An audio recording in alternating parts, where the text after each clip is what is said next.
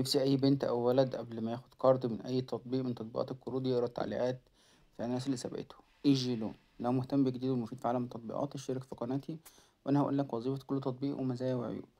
أي حد بيلاقي إعلان يقولك خد قرض على 6 شهور أو 3 شهور وسدد ب5% أو 7% أرباح أو فوايد، كله ما بيصدق يقولك أخد قرض. للأسف الشديد بيخش ويدي صلاحية الدخول لصورة البطاقة والصورة السيلفي وجهات الاتصال من قبل ما يدور هياخد موافقة ولا مش هياخد موافقة. يقولك جاري المعالجة، كل ما يقولك جاري المعالجة تعرف ان هو لسه مسحبش بقية بياناتك. تقدر تتأكد من ان التطبيق بيسحب بياناتك ولا لأ لما تخش على الداتا اللي التطبيق استخدمها طول ما انت فاتح ومقدم على قرض.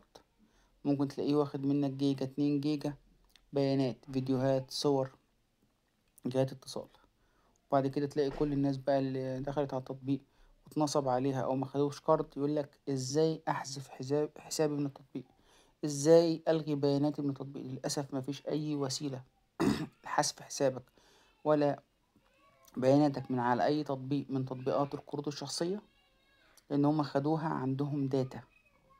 مفيش قدره غير قوة القانون ده. لو اساسا التطبيقات ديت في يعني جهات رقابيه بتقوم بمتابعتها، لكن مفيش اي حاجه زي كده. اي حد ممكن يعمل تطبيق ايزي كاش، ايزي نو، ايزي اي حاجه في اي حاجه، ويعمل لك تطبيق ويقول لك خد قرض ب5000 جنيه وسدده 5300 جنيه.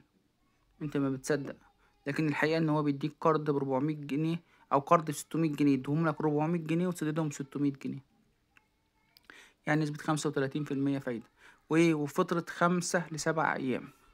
ولو قلت لأ بيبتدي التهديد والابتزاز بالصور والفيديوهات اللي خدوها من تليفونك، ويتصلوا بجهات الاتصال يفضحوك قدام جهات الاتصال عشان انت ما سددتش في الميعاد.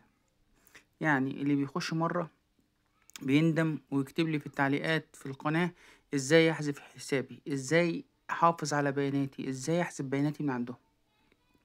أنا ما كنتش اعرف اي حاجة عن تطبيقات القروض.